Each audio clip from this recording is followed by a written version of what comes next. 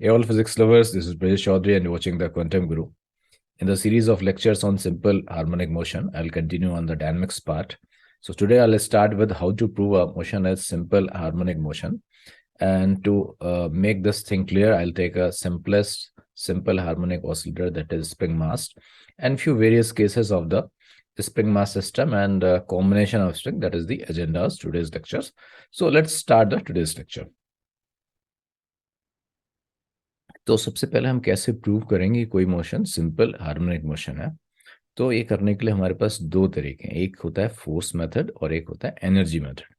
दोनों ही मेथड में हमें कुछ सिंपल चीज़ों से शुरुआत करनी पड़ेगी। जैसे कोई एक सिस्टम दिया होगा, उस सिस्टम को आप एक जनरल पोजीशन पर ला दो डिस्प्लेस करते हुए, और फिर आप क्या करो कि उस डिस्प्लेस पोजीशन पे जो भी सिस्टम है जो ऑसिलेट कर रहा है उसका एफबीडी बनाइए। तो ये एक कॉमन काम होगा जो दोनों ही मेथड में करना होगा, चाहे फोर्स मेथड हो या एनर्जी मेथड हो। तो इसके बाद फोर्स मेथड में क्या करना होगा, आपने सिस्टम लिया, सिस्टम को एक जनरल पोजीशन पर डिस्प्लेस कर दिया, डिस्प्लेस करने के बाद एफबीडी बनाया। अब आप क्या करो कि ऑब्वियसली एफबीडी का पर्पस ये है कि बॉडी पे लगने वाले सारे फोर्सेस का हम कैलकुलेशन कर लें। तो सारे फोर्सेस को कैलकुलेट कर लो, एफ नेट निकाल लो। So calculate net force at the displace position. उसके बाद आपको लगा देना Newton second law, that is the M A is equal to F net. तो M A is equal to F net लगाया, और इसको थोड़ा सा सारी चीज साइन के साथ करना है, इसको रीअरेंज कर लेना, और रीअरेंज करके हमको कुछ इस टर्म में ला देना है। तो इसको रीअरेंज करें, और रीअरेंज करके अगर हम कुछ ऐसा ला पाए, A is equal to minus some omega square x minus x not, तो मैं बोलूँगा कि ये जो हमारा सिस्टम है वो एक सिंपल हार्मोनिकली मूव कर रहा है, जिसकी एंगुलर फ्रिक्वेंसी ओमेगा हो जाएगी, मीन पोजीशन एक्स नॉट हो जाएगी, और एक्स एक जनरल पोजीशन है। तो हमारा काम हो गया। और बहुत सारी केसेस में मैंने जो लिखा है ऊपर, एक जनरल पोजीशन पे डिस्प्लेस करने के बजाय हम क्या करते हैं कि पहले ही उसकी मीन या इक्विलिब्रियम पोजीशन निकाल लेते हैं, और फिर इक्विलिब्रियम पोजीशन से कुछ एक्स अमाउंट डिस्प्लेस करते हैं। और अगर ऐसा करेंगे तो हमारा ये फॉर्म मिलेगा, A is equal to minus omega square x. तो प्रेफर्ड यही रहता है। बट कभी हमारे पास कोई कॉम्प्लिकेटेड सिचुएशन आ जाती है जिसमें हमको पता ही नहीं चलता है कि इक्विलिब्रियम पोजीशन कहाँ पर है। तो हम अपनी एनर्जी को इस बात में वेस्ट नहीं करते हैं कि इक्विलिब्रियम पोजीशन कहाँ है। हम एक जनरल कोई भी जनरल पोजीशन पे ले जाते हैं जहाँ पर उसका एफबीडी बना देते हैं, और एफबीडी लगा के M is equal to F net लगा अरेंज कर देंगे तो कुछ ऐसा आ जाएगा, और इस बात से अपने आप पता चल जाएगा कि उसकी इक्विलिब्रियम पोजीशन क्या है। अब एनर्जी मेथड में अलग काम क्या करना है, एनर्जी मेथड में अलग काम ये करना है कि आपको एक जनरल पोजीशन पे कुछ मान लेना है कि वेलोसिटी आ गई, और जो भी हमारा ऑसिलेटिंग सिस्टम होगा है ना, उसमें रिस्टोरिंग फोर्स होगा, यानी कुछ पोटेंशियल एनर्जी होगी। तो एक जनरल पोजीशन पे आपको उसकी टोटल एनर्जी लिख लेनी है, और टोटल एनर्जी एक कांस्टेंट होगा, काइनेटिक एनर्जी और पोटेंशियल का सम कांस्टेंट होगा जो कि मैकेनिकल एनर्जी होती है। और ये जो आपका एक्सप्रेशन बनेगा ये कुछ पोजीशन का टर्म होगा और कुछ वेलोसिटी का टर्म होगा। इसको टाइम के रिस्पेक्ट में डिफ्रेंशिएट कर दो। तो इसको टाइम के रिस्पेक्ट में डिफ्रेंशिएट कर दो, और डिफ्रेंशिएट करने के बाद चीज़ें बचेंगी उसको रीअरेंज कर दो। तो रीअरेंज करने के बाद भी इस मेथड से भी अगर आप इसको ऑब्टेन कर पाए तो आप प्रूव कर दोगे कि ये मोशन सिंपल हार्मोनिक मोशन है, जिसका एंगुलर फ्रिक्वेंसी ओमेगा होगा और मीन पोजीशन एक्स नॉट होगा। अच्छा, एक बहुत ही आसान सी बात जो आप पहले ही चेक कर सकते हो, सिंपल हार्मोनिक मोशन वही पार्टिकल करेगा जो ऑसिलेट करेगा, नंबर वन बात। और ऑसिलेट करने के लिए ये ज़रूरी है कि कोई पार्टिकल दो एक्सट्रीम पोजीशन के बीच में हो, और कहीं ना कहीं कोई स्टेबल इक्विलिब्रियम का पॉइंट हो। तो अगर हम स्टेबल इक्विलिब्रियम के अबाउट डिस्प्लेस करें, और अगर आपका स्टेबल इक्विलिब्रियम के अबाउट डिस्प्लेसमेंट छोटा है, तो that motion can 100% be approximated to simple harmonic motion. I can give a general statement. Any motion, any motion which is in which the displacement about stable equilibrium is very small, can be approximated to simple harmonic motion. तो हमको mathematically prove करने के पहले ही एक idea हो जाए कि ये सिंपल हार्मोनिक मोशन है, तो हमको अप्रोक्सीमेशन करने में आसानी होती है। तो इस तरह से हम आगे बढ़ेंगे। अब मैं एक सिंपल हार्मोनिक ऑसिलेटर का सिंपलेस्ट सिचुएशन लेता हूँ, और वो सिंपलेस्ट सिचुएशन है स्प्रिंग मास सिस्टम। तो मेरे पास एक सिस्टम है एसएचओ का, सिंपल हार्मोनिक ऑसिलेटर का। उसमें एक स्प्रिंग है, एक मास है। मास को मैंने एक हॉरिजॉन्टल स्मूथ सरफेस पे रखा हुआ है, और स्प्रिंग का एक एंड जो है मास m है, और स्प्रिंग कांस्टेंट k है, और स्प्रिंग का एक एंड फिक्स सपोर्ट से कनेक्टेड है और एक एंड मास से कनेक्टेड है। तो ये ऐसे रख दिया। तो अब मान लेते हैं कि जो रखा हुआ है कि ये जो पॉइंट है, this is my x is equal to 0, this is x is equal to 0, और ये दिख रहा है this is my x axis like this. और अभी जहां पर पार्टिकल रखा है ये स्प्रिंग नेचुरल लेंथ पर है, और ये जो पोजीशन है, ये पोजीशन इसकी इक्विलिब्रियम या मीन पोजीशन के। So in this position the spring is in natural length, and this is also a position of equilibrium यानी कि मीन पोजीशन। तो हमें कुछ करना, एक जनरल पोजीशन पर ला देते हैं जहाँ कुछ फोर्स आ जाए। तो मैंने इस पार्टिकल को स्लाइटली डिस्प्लेस किया मीन पोजीशन से, चलो कहीं यहाँ पर आ गए। तो ये मेरा x इज इक्वल टू 0 था, और मैंने इसको यहाँ से कुछ x अमाउंट डिस्प्लेस कर दिया इस मास में।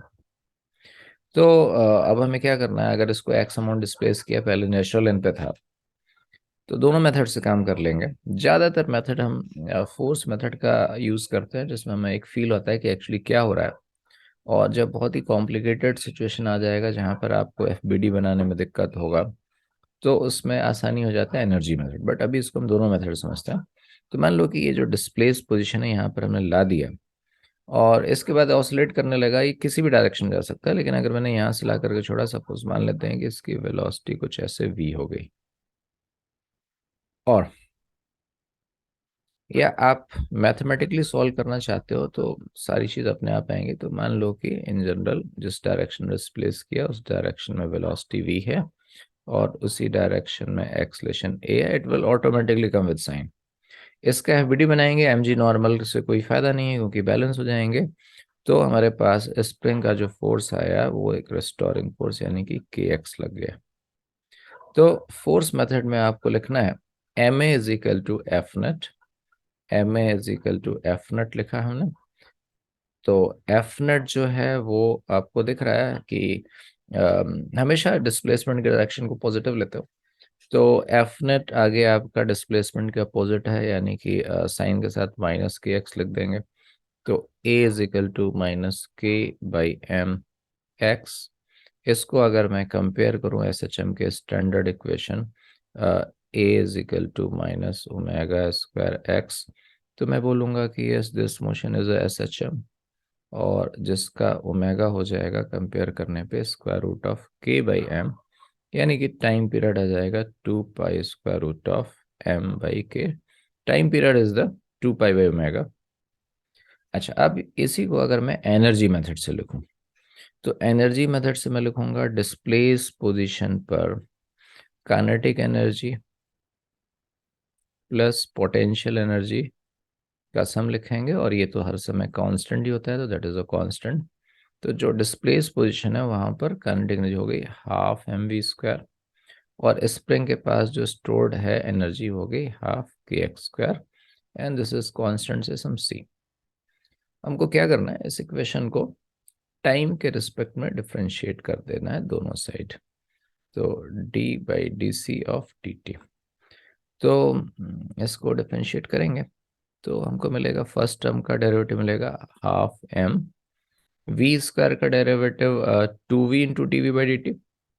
चेन रूल लगाएंगे, d v by D T is the acceleration a, और ऐसे ही हाफ के बाहर आ गया एक्स स्क्वायर का टाइम के रिस्पेक्ट में derivative 2x into d x by D T, and D x by D T is v, और D C by D T is a constant. तो पहले तो हाफ काट दो और 2v काट दो, 2 × v काट दो, तो देखो फाइनली हमारे पास क्या बच गया, हमारे पास बच गया यहाँ से ma प्लस के एक्स इज इक्वल टू 0। आगे बढ़ने की जरूरत नहीं है क्योंकि हम उसी पॉइंट पर आ गए जहाँ से फोर्स मेथड से शुरू किया था, तो इसके ये कॉमन पॉइंट है, तो यानी कि इसके आगे बढ़ेंगे तो यही हमको टाइम पीरियड मिल जाएगा। तो हमें टाइम पीरियड एनर्जी मेथड और फोर्स मेथड दोनों से ऑब्टेन हो सकता है। इसी स्प्रिंग मास सिस्टम में थोड़ा सा कुछ चेंज कर देते हैं। तो मान लो कि ये जो हमारा स्प्रिंग मास सिस्टम है, जो हमने एक उसमें एक एंड मास से कनेक्टेड है और एक एंड फिक्स सपोर्ट से कनेक्टेड है। तो अब उसमें क्या करते हैं, तो ये मास m है और ये स्प्रिंग कांस्टेंट k है, और अब इसमें करना इतना काम है कि इसमें हम हर समय एक कांस्टेंट फोर्स F लगा के रखते हैं। अब इसको फोर्स मेथड से करते हैं। अब मैं अपनी एनर्जी को वेस्ट नहीं करना चाहता हूँ कि इसका इक्विलिब्रियम पोजीशन क्या होगा। बस ये गिवन है कि अभी जो आपको स्थिति दिख रही है यहाँ पर, ये नेचुरल लेंथ पर है, और जब नेचुरल लेंथ जहाँ पर है वहाँ पर ब्लॉक की पोजीशन को बोल देता हूँ से x इज इक्वल टू 0। तो मैं इस पोजीशन से, अभी आप काम करोगे, मैंने बोला कि अपने आप इक्विलिब्रियम निकल जाएगा और बहुत आसान भी है निकालना। तो ये यहाँ से शुरुआत किया मैंने और इसको डिस्प्लेस कर देते हैं पुरानी पोजीशन के रिस्पेक्ट में। तो ये यहाँ से चल करके मैंने इसको कुछ यहाँ तक डिस्प्लेस कर दिया बाई अमाउंट x।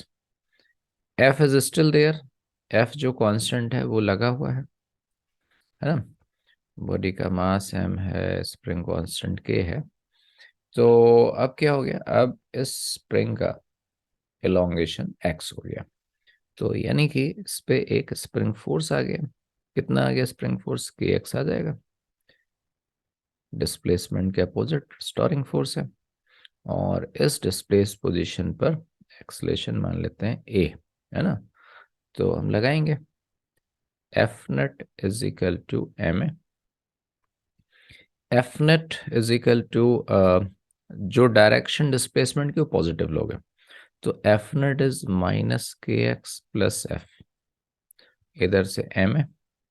इस इक्वेशन को आप एम से डिवाइड कर दो दोनों साइड में, तो साइड भी बदल देता हूँ, तो मैंने ए लिखूंगा, इधर से हो जाएगा minus K by M X plus F by M. और थोड़ा सा रीअरेंज कर लेते हैं, इसको रीअरेंज यहाँ करते हैं, तो इस इक्वेशन में मैं minus K by M common ले लूँ तो आपको मिलेगा x, x minus F by के। देखो मैंने शुरुआत यहाँ से की थी, मैंने शुरुआत बोली थी कि अगर एस एच एम होगा तो कुछ इस तरह से आ जाएगा, यहाँ आ गया इस तरह के फॉर्म में, तो that is S H M और आ गया। और ये जो पोजीशन है अपने आप equilibrium position, this is the equilibrium position, और ये हम पुराने काइनेमेटिक्स के पार्ट में इसके बारे में बात कर चुके हैं। तो इक्विलिब्रियम पोजीशन अपने आप मिल जाएगी, तो और हमने उस पर ऑब्टेन कर लिया, we have come up to here this. So इसको कंपेयर करेंगे, इसको हमने कंपेयर किया किससे, इसको standard form of S H M, A is equal to minus omega square x minus x not. तो इससे पता चला कि ये एस एच एम है और ये एस एच एम है। एफ बाई के इज द इक्विलिब्रियम पोजीशन, और क्लियर बात है जब इक्विलिब्रियम पोजीशन होगा तो नेट फोर्स 0 होगा, और इक्विलिब्रियम पोजीशन में अगर इसका एक्सटेंशन x है तो स्प्रिंग फोर्स के x that will be balance by F, यानी कि x की वैल्यू f बाई के। और अगर इसका टाइम पीरियड देखें, ओमेगा देखें, तो omega square K by M, यानी कि फिर से हमारे पास ओमेगा की value square root of K by M आएगी, और टी की वैल्यू आ गई 2 pi square root of M by K. तो देखने वाली बात यह है, एक अच्छी बात यह है कि पिछले और इस केस में टाइम पीरियड में कोई फर्क नहीं पड़ा, लेकिन इक्विलिब्रियम पोजीशन शिफ्ट हो गई। पिछली बार इक्विलिब्रियम पोजीशन मीन पोजीशन पर था जबकि कोई फोर्स नहीं था, और अब की बार इक्विलिब्रियम पोजीशन थोड़ी सी शिफ्ट हो गई, और ये तब हुआ जब हमने पूरे सिस्टम पे एक कांस्टेंट फोर्स लगा के रखा हुआ। तो टाइम पीरियड में रेस्टोरिंग फोर्स का रोल है। रेस्टोरिंग फोर्स जो स्प्रिंग का फोर्स आ रहा है, और अलग अलग ऑसिलेटिंग सिस्टम में अलग अलग रेस्टोरिंग फोर्स हो सकते हैं। कांस्टेंट फोर्स का कोई रोल नहीं है, कांस्टेंट फोर्स का कोई रोल नहीं है टाइम पीरियड को चेंज करने में। लेकिन इसका रोल है मीन पोजीशन को शिफ्ट करने में। और इसको हम एक और सिचुएशन से देख सकते हैं। तो मेरे पास एक और सिंपलेस्ट सिचुएशन है जिसमें स्प्रिंग का एक एंड फिक्स सपोर्ट से कनेक्टेड है और एक एंड मास से कनेक्टेड है, और इसको मैंने वर्टिकली लटका दिया है। एक ऊपर फिक्स सपोर्ट है, this is M and this is K, और मैं शुरुआत कर रहा हूँ। इसकी इक्विलिब्रियम पोजीशन भी निकाल सकते हो, आपको पता है कि एनएलएम में पढ़ा हुआ है, इसका इक्विलिब्रियम में एलोंगेशन एम जी बाई के आ जाता है। तो बट मैं शुरुआत करता हूँ नेचुरल। मान लो कि सपोज ये जो लेवल दिख रहा है ये नेचुरल लेंथ का लेवल है, तो अभी स्प्रिंग नेचुरल लेंथ पर है, और अब करना है मुझे इस स्प्रिंग को थोड़ा सा नेचुरल लेंथ से डिस्प्लेस कर देना। तो अब मान लो कि हम यहाँ से चल करके, ये पुरानी स्थिति थी, यहाँ से आकर के मैंने इसको एक अमाउंट एक्स डिस्प्लेस कर दिया यहाँ पर, और इस डिस्प्लेस पोजीशन पर मैं इसका एफ पी डी बनाऊंगा। तो नीचे वेट आया एम जी, और ऊपर आ गया के एक्स। अच्छा, आपको वैसे तो पिछले से ही समझ सकते हो, पिछले वाले केस में हॉरिजॉन्टल में एक एफ लगातार लगा हुआ था, और अब की एम जी लगा हुआ है। ओरिएंटेशन का ही तो चेंज हुआ है। तो पिछली बार टाइम पीरियड आया था 2 pi square root of M by K, सबसे पहली बार टाइम पीरियड आया था 2 pi square root of M by K. Constant force ने सिर्फ मीन पोजीशन को शिफ्ट किया था। तो देखते हैं क्या यहाँ पर भी ऐसे ही आता है क्या। तो ये जो डिस्प्लेस पोजीशन है, इस डिस्प्लेस पोजीशन में पार्टिकल का एक्सलेशन डिस्प्लेसमेंट की डायरेक्शन में लिख दिया मैंने ए। तो अब मैं लगाऊंगा M A is equal to F net लगाऊंगा, और एफ नेट हमको दिख रहा है डाउनवर्ड डायरेक्शन पॉजिटिव है, अपर डायरेक्शन नेगेटिव, तो minus K X plus M G. इसको आप क्या करो, एम से डिवाइड कर दो, तो ए मिलेगा minus K by M X plus जी। अब क्या करें, माइनस के बाई एम को कॉमन ले लो, तो आ जाएगा X minus K by M है, सॉरी है ना, this is minus K by M. तो माइनस के बाई एम को कॉमन लिया तो आ गया X minus M G by K. फिर से हमारे पास वही फॉर्म आ गया, यानी कि मैंने जो शुरुआत किया था, तो I have come to this form A is equal to minus omega square x minus x not. तो यहाँ से मैं बोल रहा हूँ कि ये एस एच एम है जिसका इक्विलिब्रियम एम जी बाई के पर है, पहले ही बोल दिया था मैंने।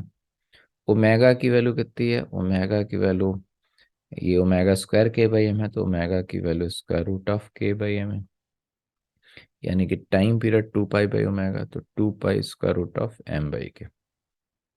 तो इन तीन केसेस से हम क्या कंक्लूड कर सकते हैं, हम ये कंक्लूड कर सकते हैं कि स्प्रिंग मास सिस्टम का जो टाइम पीरियड है वो ओरिएंटेशन पे डिपेंड नहीं करता है, हॉरिजॉन्टल हो, वर्टिकल हो, टिल्टेड हो।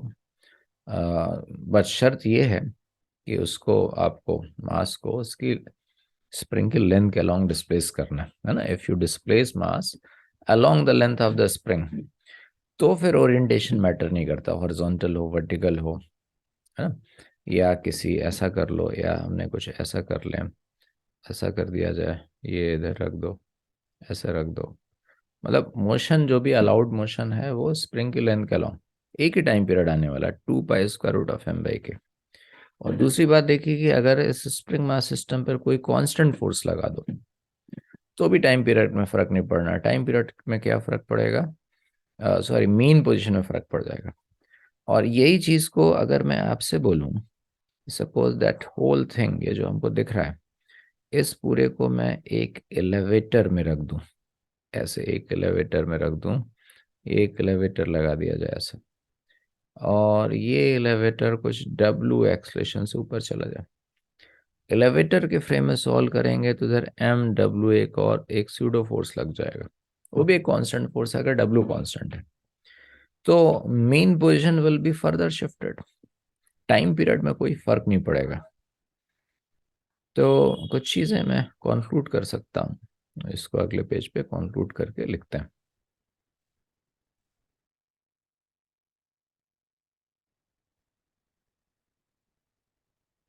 Time period of a spring mass system is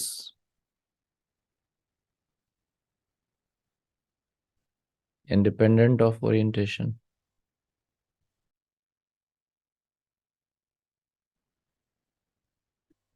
does not change if some extra constant force act, does not depend on frame of reference if the frame of reference is accelerating uniformly। तो ये हमने इसके बारे में बात किया। फिर अब हम कुछ कॉम्बिनेशन ऑफ स्प्रिंग के बारे में बात करेंगे, क्योंकि अभी तो मैंने simplest case of spring mass system लिया। आगे चल करके नेक्स्ट क्लास में हमें कुछ कॉम्प्लिकेटेड सिचुएशंस लेने हैं।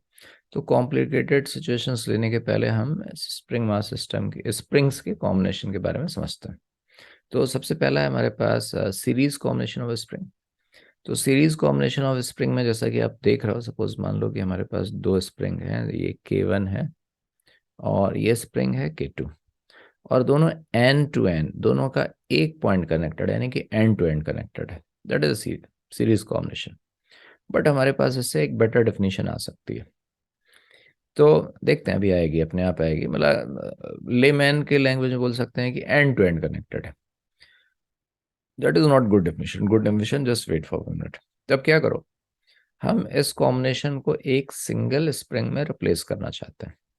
तो हमने क्या किया, हमने ये जो एंड दिख रहा है, इस एंड को एक फोर्स लगा के खींचा। अभी ये दोनों नेचुरल लेंथ पर, तो इस एंड को एक फोर्स लगा करके खींचा। सपोज इस एंड पे मैंने फोर्स लगाया से F, और ये आपका इस स्प्रिंग में, इस स्प्रिंग का एलोंगेशन हो गया से x1। x1 मतलब ये स्प्रिंग नेचुरल लेंथ पे थी, ये पहले नेचुरल लेंथ पे थी, वो भी नेचुरल लेंथ पे थी। This was in natural length, this was also in natural length, और ये खिंच गई x1, ये खिंच गई x2। यानी कि ये जो पूरा पॉइंट है ओवरऑल, ये कितना खिंच जाना चाहिए, क्या इसको x is equal to x1 plus x2 नहीं खिंच जाना चाहिए। एक x1 खिंचा, एक x2 खिंचा, तो ओवरऑल कॉम्बिनेशन हमारा x1 प्लस x2 खिंच गया। तो this is K1, this is K2। अच्छा, जो हमारी स्प्रिंग है वो आइडियल स्प्रिंग है। आइडियल स्प्रिंग का मतलब मासलेस है। तो मासलेस के हर पॉइंट पे टेंशन जीरो होता है, सॉरी सेम होता है। तो अगर मैं टेंशन के बारे में बात करूं, तो इस पॉइंट पे टेंशन F है, तो रस्सी के इस पॉइंट पे भी टेंशन F होगा। रस्सी या स्ट्रिंग, इस पॉइंट पे भी टेंशन F होगा, इस पॉइंट पे भी टेंशन F होगा, यहाँ पे भी टेंशन F, यहाँ पे भी टेंशन F, यहाँ पे भी, यहाँ पे भी, यहाँ पे, यहाँ पे, यहाँ पर। स्प्रिंग का जो टेंशन है वही स्प्रिंग फोर्स है। तो मैं ये बोल सकता हूँ कि अब चूंकि एंड टू एंड कनेक्टेड है, तो मैं ये बोल सकता हूँ कि ये अगर सीरीज कॉम्बिनेशन, तो सीरीज कॉम्बिनेशन की डेफिनेशन ये हो सकती है कि एक ऐसा कॉम्बिनेशन जिसमें हर एक स्प्रिंग का फोर्स सेम हो ना, तो same spring force in all,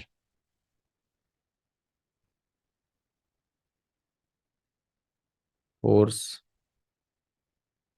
in all spring, ऐसा कॉम्बिनेशन हो गया हमारा सीरीज कॉम्बिनेशन। तो एफ सेम होगा, इलोंगेशन अलग हो सकते हैं अगर के अलग हो जाएगा। तो एफ अगर सेम है, तो और वही एफ अप्लाइड फोर्स के बराबर होगा। यानी कि आप लिखोगे, क्या लिखोगे आप ये लिखोगे एफ इज इक्वल टू, अभी मैंने दो के लिए लिखा और मैं इसको दो से ज़्यादा के लिए जनरलाइज कर सकता हूँ। तो F is equal to K1 x1 is equal to K2 x2।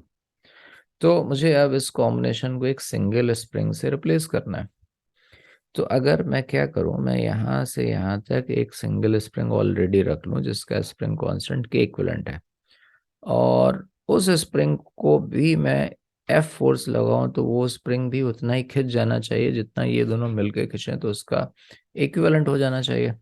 यानी कुछ ऐसा हो जाए, मतलब अगर मैं यहाँ से यहाँ तक, मतलब अगर मैं ये सपोज मैं बोलूँ कि ये मेरे पास एक इक्विवेलेंट स्प्रिंग है जिसका स्प्रिंग कांस्टेंट से के इक्विवेलेंट है, और अगर मैं इस कॉम्बिनेशन पे भी एफ फोर्स लगाऊं तो ये अकेले उतना ही खिंच जाए जितना वो दोनों मिलके खिंचे हुए हैं। तो इंडिविजुअल स्प्रिंग के लिए मैंने लिखा F is equal to K1 x1 and K2 x2। और इस कंबाइंड स्प्रिंग के लिए मैं लिखूंगा F is equal to K equivalent into x. तो यहां पर मैं लिख दूंगा that same thing is equal to K F is equal to K equivalent into X। तो और X हमको दिख रहा है, X की वैल्यू क्या है, X is equal to x1 plus x2। I want to put everything in this page, तो थोड़ी सी जगह बचाते हुए काम कर लें। X is equal to x1 plus x2। तो यहां से आपको दिख रहा है, ये देखो, from here you can write x equal to f upon k equivalent। तो ये लिख दिया हमने, x is equal to f upon k equivalent। इसी तरह से आप बोलोगे x1 is equal to f by k1, f by k1 and x2 is equal to f by k2। तो हमारे पास आ गया 1 upon k equivalent is equal to 1 by k1 plus 1 by k2। ये इसका इफेक्टिव स्प्रिंग कांस्टेंट आ गया। और इस result को हम लोग जनरलाइज कर सकते हैं, मतलब अगर मैंने 2 के लिए लिखा, इसी तरह से अगर हमारे पास 2 से ज्यादा स्प्रिंग हो तो हम लिख सकते हैं कि 1 upon K equivalent is equal to 1 by K1 plus 1 by K2 dash dash dash and so on. तो हमारे पास एक्सप्रेशन आ गया एक स्प्रिंग मास सिस्टम। अच्छा, मास को छोड़ो, अगर बहुत एक स्प्रिंग्स के कॉम्बिनेशन है जो कि सीरीज में है, तो हम उसको एक सिंगल स्प्रिंग से अगर रिप्लेस करना है तो कुछ इस तरह से रिप्लेस कर देंगे। और इसमें क्या चीज सेम है, सीरीज कॉम्बिनेशन में फोर सेम होगा, एक्सटेंशन बटेगा। अगर K1 K2 K3 अलग है तो X अलग होगा। और X का जो रेशियो होगा 1/K के रेशियो में X बढ़ जाएगा। आगे देखते हैं पैरेलल कॉम्बिनेशन। तो पैरेलल कॉम्बिनेशन हमारा कुछ इस तरह से दिखेगा। तो पैरेलल कॉम्बिनेशन में जितनी भी स्प्रिंग होंगी, दोनों दो फिक्स एंड के बीच में, दो मतलब दो सेम एंड के बीच में, दोनों के ये एंड एक ही है और ये एंड भी एक ही पॉइंट के बीच में। तो मान लिया जाए कि ये हमारे पास स्प्रिंग है, इसका स्प्रिंग कांस्टेंट K1, इसका स्प्रिंग कांस्टेंट K2। इसको मुझे एक सिंगल स्प्रिंग से रिप्लेस करना है। तो हम क्या करें, ये जो कॉमन पॉइंट, जो मूवेबल पॉइंट है, उसको खींचते हैं। तो मैंने एक फोर्स लगाया और इसको खींचा कुछ ऐसे। और स्टार्टिंग में मान लो कि जो हमारे पास स्थिति थी वो कुछ यहाँ थी, इस पुरानी स्थिति के रिस्पेक्ट में, और इनका जो कॉमन पॉइंट था वो कहीं यहाँ पर आ गया। तो क्या आप देख पा रहे हो कि जिसको मैं पैरेलल कॉम्बिनेशन बोल रहा हूँ, उस पैरेलल कॉम्बिनेशन में अगर मान लो कि सपोज मैंने फोर्स F लगा दिया, तो क्या दोनों स्प्रिंग के एक्सटेंशन सेम नहीं है, ऐसे दबा भी सकते हैं। तो यहाँ पे हमें ध्यान रखना है, सीरीज कॉम्बिनेशन में फोर सेम था, पैरेलल कॉम्बिनेशन में सेम एक्सटेंशन और compression in all the springs, जितने भी मैंने 2 लिखा हुआ, कंप्रेशन ये रहेगा। तो अब मुझे करना वही काम है कि इसको एक सिंगल स्प्रिंग से रिप्लेस करना है। तो अगर इसके बजाय मैं एक अकेला एक स्प्रिंग ले लूं, से के इक्विवेलेंट है ना, कुछ ऐसा के इक्विवेलेंट ले लूं, और इसको अगर मैं उतना ही फोर्स लगाऊं तो ये भी उतना ही खिंच जाए, तो मैं बोलूंगा कि इसका इक्विवेलेंट है। अगर मैं बोल रहा हूँ कि ये के इक्विवेलेंट है और के इक्विवेलेंट पे भी सेम फोर्स लगाने पर वो भी उतना ही एलोंगेट हो जाए जितने कॉम्बिनेशन हुए हैं, तो मैं बोलूंगा कि ये इसका इक्विवेलेंट है, यानी कि कुछ ऐसा हो जाए। अच्छा, अब देखो, वहां पे फोर सीरीज कॉम्बिनेशन में फोर सेम था और एक्सटेंशन बट रहे थे, यहाँ पर एक्सटेंशन सेम है, फोर्स बटेगा। दोनों के एक्सटेंशन सेम है, तो इस स्प्रिंग के स्प्रिंग कांस्टेंट के आधार पर इसका जो स्प्रिंग फोर्स हो जाएगा वो हो जाएगा K1x1। ऐसे यहाँ पर हो जाएगा K2x2। Yes, K2x1, x1 x2 तो एक ही। और ऐसे यहाँ पर हो जाएगा इक्विवेलेंट का हो जाएगा कितना, K=x। तो कॉम्बिनेशन के लिए अगर मैं लिखूं जो हमको दिख रहा है वहां पर दिख रहा है मुझको, F is equal to K1, ये मासलेस पॉइंट है। F is equal to K1x1 + K2x2। और इक्विवेलेंट के लिए मैं F को लिख दूंगा K=x, K=x, K1x1 + K2, actually that is not x1 x2, that is only 1x, K1x + K2x, K1x + K2x। तो हमारा x और x कट गया, तो क्या मिल गया हमको, मिल गया K=K1 + K2। इन जनरल अगर हमारे पास दो से ज्यादा स्प्रिंग हो तो इस रिजल्ट को हम और जनरलाइज कर देंगे, तो हो जाएगा K=K1 + K2 + dash dash dash, जितनी सारी स्प्रिंग है सबके स्प्रिंग कांस्टेंट को ऐड कर दिया जाए। ये आ गया।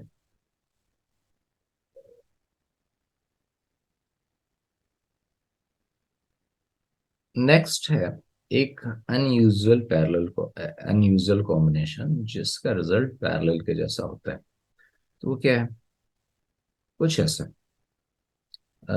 दो स्प्रिंग्स है, मान लो कि ये K1 है और ये K2 है, इसका मास m है, दोनों शुरू में नेचुरल लेंथ पर है,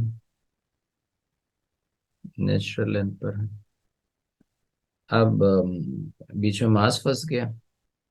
अब दिक्कत ये है कि अगर आप एक को खींचोगे, एक को एक साइड में पुश, मास को किसी एक साइड में पुश करोगे तो एक खींचेगी एक दबेगी। कुछ ऐसे कर दो,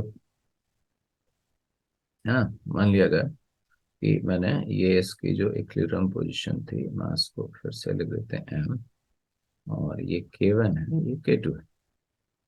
तो मैंने ये पुरानी पोजीशन के रिस्पेक्ट में इस मास को बाय अमाउंट x डिस्प्लेस कर दिया। तो इस मास के राइट के जाने से स्प्रिंग K1 में एक्सटेंशन x आ गया, और उतना ही स्प्रिंग K2 में कंप्रेशन हो गया, क्योंकि टोटल लेंथ तो वही है ना, क्योंकि दोनों एंड्स तो फिक्स सपोर्ट के बीच में है, तो टोटल लेंथ वही है। तो अगर एक बढ़ेगा एक की लेंथ तो एक ही घटेगी। तो अगर अब हम इसका FBD से बात करें तो आप देखो, इस पे चूंकि ये खिंच गया है तो रिस्टोरिंग फोर्स उसके खींचने की घटना को अपोज करेगा, तो यहाँ से K1x लग जाएगा और यहाँ से आपका K2x लग जाएगा। तो देखो दोनों फोर्सेस एक ही डायरेक्शन में लग रहे हैं, यानी कि क्या ये कॉम्बिनेशन हमारा कुछ ऐसा नहीं हो सकता था क्या, कि अगर इसके बजाय मैं यहाँ पर एक ऐसा मास रखता, यहाँ पर एक मास यूं m रख देता, और इसका अगर मैं बोलता कि कुछ के इक्विवेलेंट है, और अगर मैं इसको यहाँ से x अमाउंट खींचता, तो इस पे जो फोर्स लगता वो फोर्स कितना हो जाता है, के इक्विवेलेंट हो जाता है इनटू x। और यहाँ कितना आ रहा है, K1x + K2x, यानी कि अ, ये जो हमारा के इक्विवेलेंट इंटू एक्स है, इसकी वैल्यू हो गई, पहले तो इंटू एक्स करके लिख दो, के इक्विवेलेंट इंटू एक्स है, इसकी वैल्यू हो गई K1x + K2x, यानी कि के इक्विवेलेंट की वैल्यू आ गई K1 + K2, जो कि पैरेलल कॉम्बिनेशन है। तो जब भी हमारे पास कुछ ऐसा कॉम्बिनेशन होगा जिसमें दो स्प्रिंग होंगी और उसके बीच में एक मास होगा, और इसमें एक मास को किसी एक भी डायरेक्शन में पुश कर दो, तो उसका जो कॉम्बिनेशन का इक्विवेलेंट होगा that will be like a parallel combination. तो मैं इन दोनों सिस्टम को इस पूरे K1 K2 और M के सिस्टम को एक सिंगल स्प्रिंग और M में रिप्लेस कर सकता हूँ, और जहां पर K इक्विवेलेंट हो जाएगा K1 प्लस K2। तो इन कॉम्बिनेशन तीनों तरह की चीजों को एक सिंगल क्वेश्चन में लेकर के आया हूं मैं, उससे हमारी सारी बात क्लियर हो जाएगी। तो जैसे एक ये आपको दिख रहा है कि एक स्प्रिंग मास सिस्टम है, इसका मुझको कॉम्बिनेशन का टाइम पीरियड निकालना है। तो पहले आप देखो, तो ये जो ग्रुप है this is a parallel group. इस पैरेलल ग्रुप का के इक्विवेलेंट तो फट से आ जाएगा। कितना के इक्विवेलेंट हो जाएगा, ये तो K1 प्लस K2 होता है, तो इसको मैं K1 से रिप्लेस कर देता हूँ, हो गया 3K। और इसको मैं एक सिंगल से रिप्लेस कर देता हूँ K2 से। ये सीरीज कॉम्बिनेशन हमको पता है, सीरीज कॉम्बिनेशन में 1/k is equal to 1/K1 plus K2। तो 1/K2 is equal to 1/3K plus 1/6K। इसको सिंपल करेंगे तो K2 की वैल्यू आ जाएगी आपके पास 2K। यानी कि इस कॉम्बिनेशन को मैंने फर्दर सिंप्लीफाई किया, किसमें, इस साइड में मास M के लेफ्ट साइड में जो भी स्प्रिंग थी उसको एक सिंगल स्प्रिंग से रिप्लेस कर दिया, K1 is equal to 3K। और राइट में एक सिंगल स्प्रिंग से रिप्लेस कर दिया, K2 is equal to 2K। इसको भी मैं फर्दर और सिंप्लीफाई कर सकता हूँ। इसको मैं एक सिंगल स्प्रिंग और वही मास से रिप्लेस कर दूंगा, ये M और ये K इक्विवेलेंट। और K इक्विवेलेंट की वैल्यू आएगी K1 प्लस K2। तो K1 3K, K2 2K, that is 5K। और इस कॉम्बिनेशन का टाइम पीरियड हमने लिखा है कितना, 2 pi square root of M by K, और K की जगह K इक्विवेलेंट, यानी कि हमारा टाइम पीरियड आया 2 pi square root of M/5K। ये हमारा answer. So that ends today's class. Next class में स्प्रिंग मास सिस्टम ही लेंगे, लेकिन नेक्स्ट क्लास में कॉम्प्लिकेटेड केसेस लेंगे स्प्रिंग मास सिस्टम का। Please like and do share. Thank you.